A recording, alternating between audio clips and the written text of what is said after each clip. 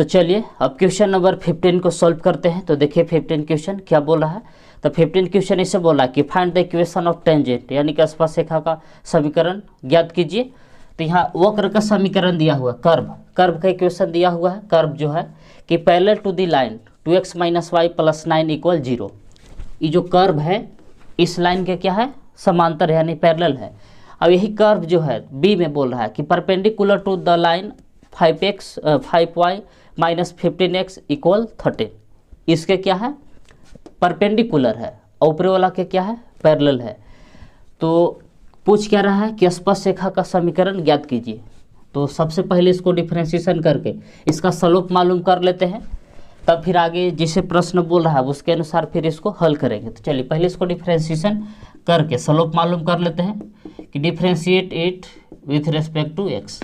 तो ऐसे हो जाएगा कि dy/dx, फिर x स्क्वायर का डिफरेंशिएशन -2 को बाहर निकाल दिए, कांस्टेंट है, x का डिफरेंशिएशन, फिर 7 का डिफरेंशिएशन, सबका अलग अलग डिफरेंशिएशन कर दिए। तो dy/dx बराबर देखिए क्या आ गया, x स्क्वायर का डिफरेंशिएशन 2x - 2 dx का होता है 1, और 7 कांस्टेंट है इसका होगा 0। किसी भी संख्या का डिफरेंशिएशन 0 होता है। तो dy/dx बराबर हम लोग के फाइनली क्या आ गया कि 2x - 2, 2 गुने करिएगा तो ही रहेगा। अब इसको मान लेते हैं कि m1 है, इसको लेट मान लिए कि जो आयल है 2x - 2 क्या है, m1 है।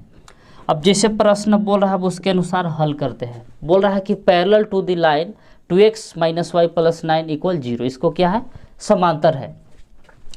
तो पहले उसको लिख लेते हैं इक्वेशन को कि 2x - y + 9 = 0।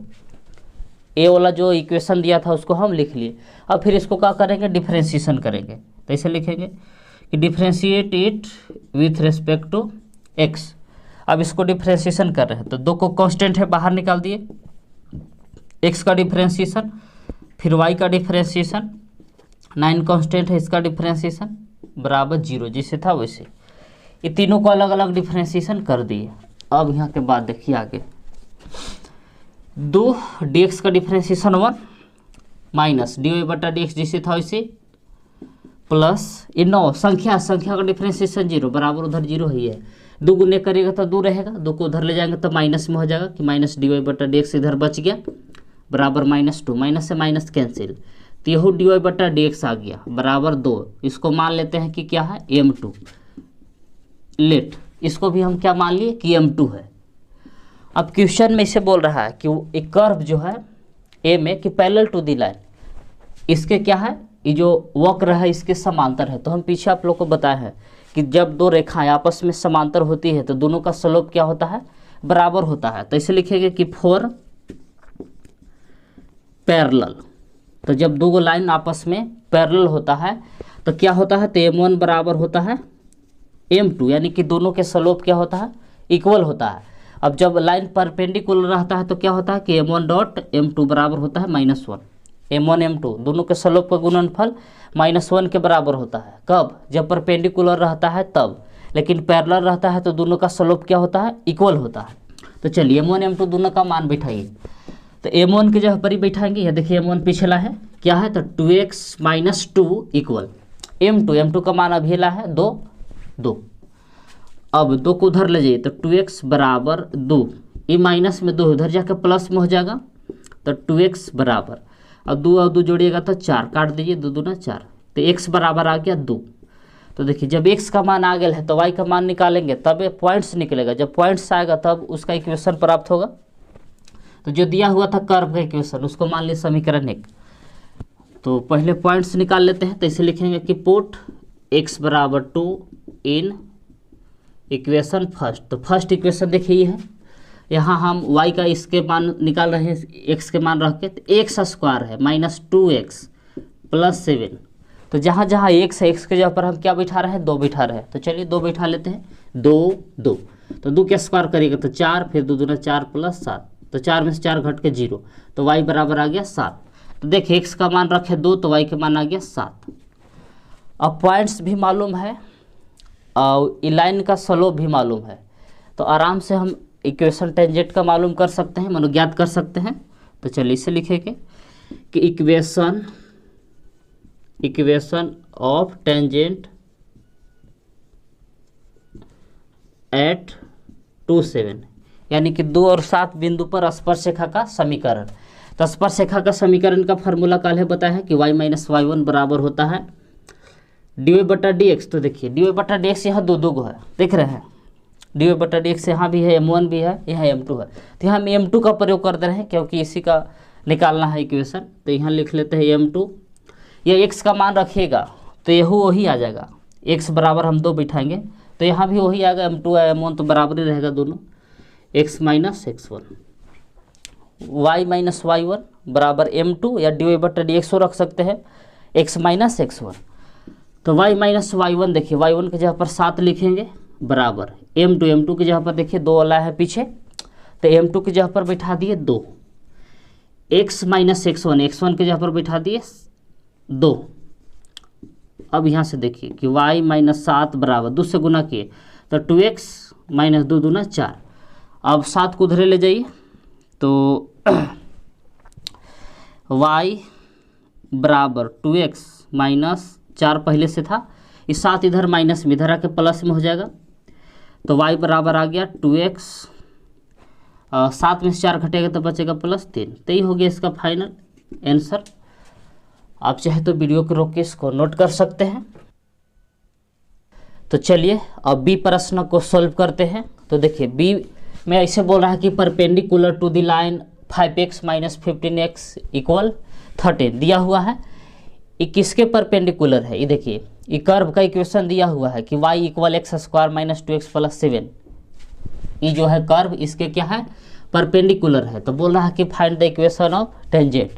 हाँ, इसी को डिफ्रेंशिएशन किए थे पीछे, तो डी बटा डी एक्स बराबर आया था 2x माइनस 2, इसको मान लिए थे m1, ये पीछे था, ये पीछे वाला है। अब इसको भी डिफ्रेंशिएशन करके दूसरा स्लोप निकालेंगे m2, ये m1 पिछला में आया था, तो इसको भी अब डिफ्रेंशिएशन कर रहे हैं। इसे लिखेंगे कि differentiate it with respect to x। तो इसे 5 कांस्टेंट है बाहर निकाल दिए, y का डिफ्रेंशिएशन माइनस 15 कांस्टेंट है बाहर निकाल दिए, x का डिफ्रेंशिएशन बराबर फिर 13 का डिफ्रेंशिएशन, सबका अलग अलग डिफ्रेंशिएशन कर दिए।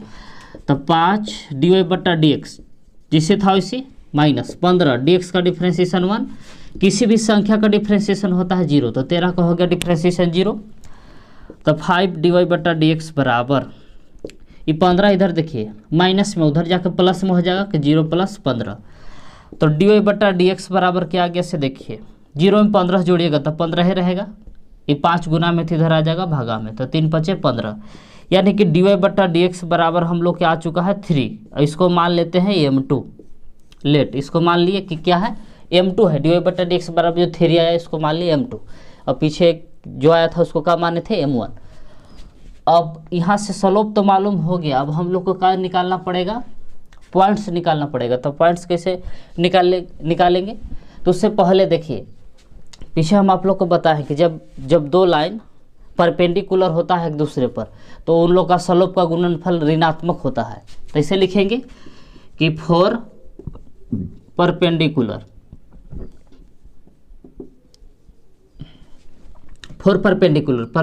के लिए ऐसे होता है कि m1 डॉट m2 बराबर होता है -1।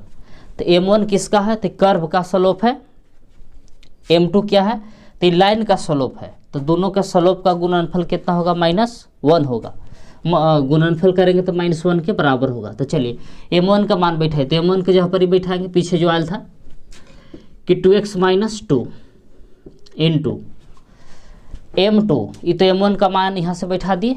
अब m2 का मान देखिए, m2 के जगह पर क्या बैठा सकते हैं, 3 बैठा सकते हैं, 3 बराबर है उधर -1। तो चलिए अब 3 से दोनों में गुना करिए, तो 3 दूना 6x माइनस 3 दूना 6 और बराबर है -1 है, ये है, 3 से दोनों में गुना कर दिए तो 6x बराबर -1, 6 इधर माइनस में उधर जाकर प्लस में हो जाएगा। तो 6x बराबर ये 6 इधर माइनस में उधर जाकर क्या हो गया, प्लस में हो गया। तो 6 में से घटेगा तो कितना बचेगा 5। तो x बराबर ये 6 गुना में तो उधर भागा में जाएगा, तो यानी कि x बराबर आ गया 6/5। अब x का मान आ गया, उसी तरह से हम लोग को किसका मान निकालना होगा, y का मान निकालना होगा। तो y का मान कहाँ से निकलेगा, तो देखिए समीकरण 1 है, x का मान बैठाएंगे समीकरण 1 में तो y का मान निकल जाएगा। तो इसे लिखेंगे कि पुट x बराबर 5/6 इन इक्वेशन फर्स्ट। तो फर्स्ट इक्वेशन देखिए इसे है कि y बराबर एक्स स्क्वायर है माइनस 2x प्लस 7, ये क्यों है? तो समीकरण 1 दिया हुआ और समीकरण 1 में x का मान बैठाना है। तो x के जगह पर का बैठाना है? तो 5/6, यहाँ भी बैठा दिए 5/6। तो जहाँ जहाँ x था x के जगह पर हम का बैठा दिए 5/6 बैठा दिए। अब इसके बाद देखिए, अब इसको कैलकुलेशन करिए तो y बराबर इसे आएगा कि y बराबर ये 5 का स्क्वायर करिएगा तो 25 और 6 का स्क्वायर होगा 36। तो इस जगह से कि 25/36 माइनस, अब 2 से 5 में गुना करेगा तो -5 दूना 10 बटा में है 6 प्लस 7 जिसे था इसे। अब 7 के नीचे कुछ नहीं तो 1 है। अब इसको एलसीएम लीजिए तो 36, 6 और 1 का एलसीएम लीजिएगा तो 36 रहेगा।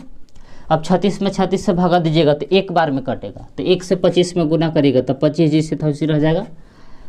अब 6 से भागा देंगे 36 में तो 6 बार में कटेगा और 6 पर गुना करेगा तो 10 गुने 6 करिएगा तो 60 प्लस 1 से भागा दीजिएगा 36 में तो 36 बार में कटेगा। 36 गुने 7 करिए तो 36 गुने 7 करिएगा तो 6 सत्ते 42, 7 गुने 3 करिएगा तो 21, 21 और 4 जोड़िएगा तो 25। अब प्लस वाला प्लस के साथ जोड़िए 25 और 252 जोड़िए तो 5 2 7, 5 2 7 यानी 277 माइनस 60 बटा में कितना आ गया 36। अब यहाँ से देखिए 277 में से 60 घटाइएगा तो बचेगा 217 बटा में 36। तो हम लोग का पॉइंट्स मालूम हो गया। पॉइंट क्या आ गया कि x का मान रखे 5/6, x का मान कितना रखे 5/6, तो y का मान कितना आ गया 217/36। अब यही पॉइंट पर इक्वेशन हम लोग को ज्ञात करना है। तो पहले पॉइंट आ गया, तब चलिए अब आगे इसका इक्वेशन ज्ञात कर रहे हैं। तो वीडियो करो कि आप लोग इसको इतना लिखे तब हम आगे और बता रहे हैं। तो क्वेश्चन में बोल रहा है कि find the equation of tangent. तो देखिए हम लोग का यहाँ पॉइंट्स मालूम हो चुका है कि पॉइंट्स क्या है 5/6 है, फिर 217/36। तो अब स्लोप चाहिए। तो स्लोप देखिए पीछे अब निकालेंगे। पीछे इसे था कि स्लोप ऑफ टेंजेंट dy/dx बराबर पीछे आल था जिसको माने थे हम 2x - 2। अब यहाँ से करना क्या है कि x बराबर 5/6 बैठाएंगे तो हम लोग का स्लोप निकल जाएगा वक्र का जो कर्व दिया हुआ था। तो ऐसे लिखेंगे चूँकि x बराबर है 5/6, तो जहाँ x है x के जगह पर का बैठा रहे 5/6 तो बैठाइए 2 गुने x के जगह पर 5/6 माइनस 2 जिसे था इसी। तो काटिए 3 दूना 6, तो ऊपरे बच गया है 5 और नीचे 3 माइनस 2 है, ये है 2 के नीचे कुछ नहीं तो 1 है। एलसीएम लीजिए 3, तो 3 से 3 एक बार 5 एक बार में कटेगा तो 5 जिसे था इसी। 1 से भागा दिए 3 में, 3 बार में कटेगा, 3 ऊपरे गुना करेगा 3 दूना 6। यानी कि स्लोप हम लोग को क्या आ चुका है 5 में से 6 घटेगा तो -1 और बटा में 3 dy/dx बराबर आ गया है -1/3। स्लोप आ गया। अब इस पॉइंट पर क्या निकालना है इक्वेशन। किसका इक्वेशन? तो टेंजेंट का। क्वेश्चन ने बोल रहा था कि find the equation of tangent. तो इसे लिखेंगे कि इक्वेशन ऑफ टेंजेंट एट कि 5/6 217/36 इस पॉइंट्स पर निकालेला है। तो ये x1 के काम करेगा और ये y1 के काम करेगा। तो टेंजेंट की इक्वेशन का सूत्र ऐसे है कि y - y1 बराबर dy/dx x - x1, ये फार्मूला है। तो चलिए मान बैठाइए सबके y - y1, तो y1 के जगह पर बैठाएंगे 217/36, 217/36 बैठा दिए। dy/dx, तो dy/dx का मान अभी है कि -1/3 x - x1, तो x1 के जगह पर ही बैठाएंगे 5/6। अब आगे देखिए, अब इसको कैलकुलेशन खाली कर देना है। हाँ अब देखिए 36 एलसीएम ले रहे हैं तो y के नीचे कुछ नहीं तो कितना है 1 है। तो एलसीएम लीजिएगा तो इधर हो जाएगा 36, 1 से भागा दीजिएगा 36 में, 36 बचेगा तो 36 गुने y करेगा तो 36y माइनस 36 से 36 एक बार में कटेगा तो 217 जैसे था वैसे रह गया। इधर अब आई, अब इसका भी एलसीएम लीजिए अंदर तो बाहरी है -1/3। एलसीएम लीजिएगा तो x के नीचे कुछ नहीं तो कितना है 1 है। तो इसका भी एलसीएम 1 होगा, 1 से भागा देगा 6 में, 6 बार में कटेगा, 6 गुना करेगा, तो इसे हो जाएगा कि 6x - 5 बटा में 6। अब देखिए जिससे था इसी कि 36y - 217 बटा में 36 बराबर, ऊपरी माइनस से गुना करी तो -6x माइनस में +10 बटा नीचे गुना करी 6 × 18, 3 × 6 करिएगा तो 18 होगा, तो काटिए 18 दूना 36, इसे कट सकता है।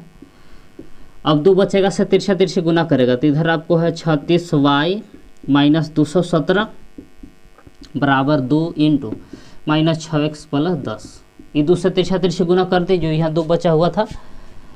अब देखिए 36y - 217 जैसे था इसे 2 से गुना करिए तो 6 दूना -12x, ये हो जाएगा आपको, सॉरी यहाँ 5 बचल था, +5 गलती से यहाँ हो गई। देखिए ये -5 था तो माइनस से गुना किए तो +5 हो गया था, +5। अब 2 से गुना करेंगे तो 5 दूना हो जाएगा 10। अब यहाँ के बाद देखिए, अब सबको इधर लाइए तो 36y - 217, ये माइनस में x है तो 12x तो प्लस हो जाएगा, ये 10 प्लस में इधर आके हो जाएगा माइनस, उधर कुछ नहीं तो बचा 0। अब इसको सीधा करके लिखिए, पहले x वाला लिखा था तो 12x, फिर लिखेंगे प्लस 36y, अब -217 फिर -10, तो माइनस वाला माइनस में जुटेगा तो हो जाएगा आपको -227। 217 में 10 जोड़ेंगे तो कितना हो जाएगा 227 बराबर 0। तो ये हो गया इसका फाइनल आंसर। तो वीडियो को रोक के आप लोग चाहे तो इसको नोट कर सकते हैं।